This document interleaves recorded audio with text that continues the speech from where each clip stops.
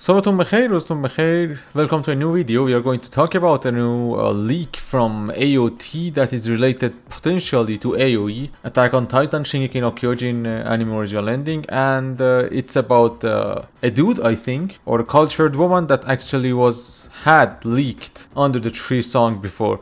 What happened here is that there were a lot of leaks online and on Twitter mostly from people that we don't really. I haven't seen them doing anything that.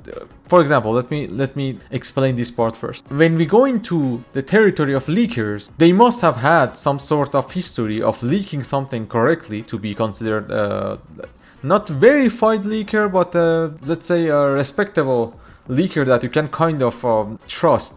But what we had was a situation in the AOE community and in the anime community of a few leaks relating to other anime too, that they were just random profile that just posted random shit. And I could even do that myself and say that, hey, I'm a leaker myself too, make an alt account, bring it up and shit and stuff like that, and make sure that people that are going to be impressed by them do actually get to the tweet or whatever the shit it is and actually read that and retweet and reply on that. And this actually generated a lot of heat and debate online, but you couldn't really debate much either, because for example, AOT Part 3 Core 2 is having production problems. A certain prestigious entertainer returns to participate in this last part. So here's the thing, this actually was the most reliable out of the random tweets that we had. What happened, I actually have to change to my English language Twitter. Why am I not using that Twitter? So do follow my English language Twitter if you do like. I'm going to try to tweet in English language too.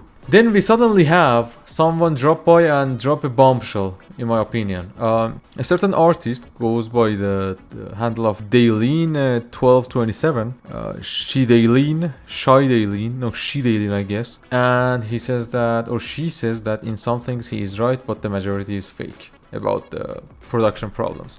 First of all, let's jump into the production problems bandwagon and kind of ruin the bandwagon for everyone. I do not really think that Attack on Titan is having production problems. Yes, MAPPA has actually a shitload of workload on their shoulders, but what actually happens here is that we did see how they were actually deep into production, at least on the CGI department on the chapter 138, and I don't really think that there is any problem with AOT at the moment. That's probably the fake part. A certain prestigious entertainer returns to participate in this last part. Probably talks about Linked Horizon, or I don't know. It could be even Hiroyuki Sawano too, but Sawano wasn't working in the... We only had Kota Yamamoto, right? But yeah, this is the thing. But here's the main plate. Random S355761110 with a Gojo profile says that, hey, tell us something about AOT production, bro. And he or she is like, I can reveal a significant change that will occur in this part, but I'll keep it a secret. However, one thing I can say about the OSTs is that this part will feature the best musical accompaniment.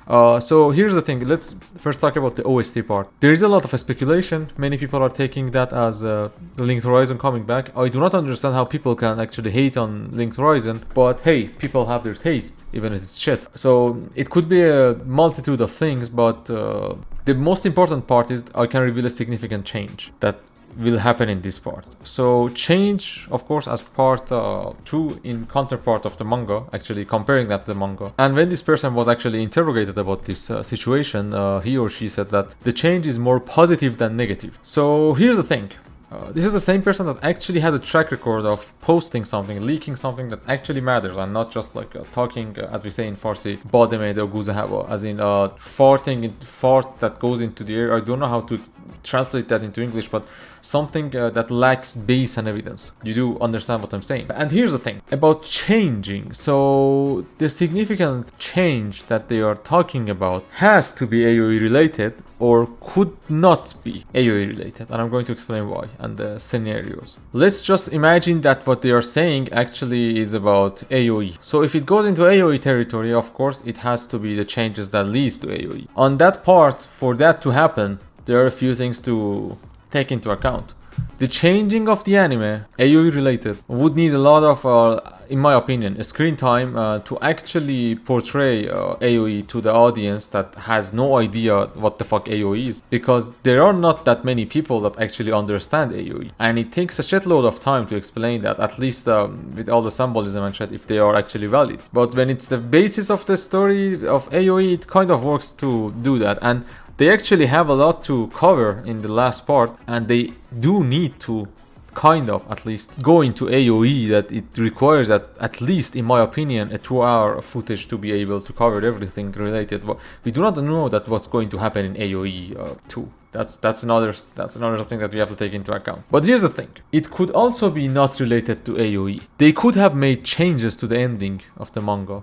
I'm gonna be doomer here. They could have made changes to the manga ending and added some things, eliminated a few things, or explored certain characters a bit more, and addressed some of the criticism that can be addressed with the manga ending. That's something that can happen, and we can't actually infer that what this person is saying goes directly into AOE territory.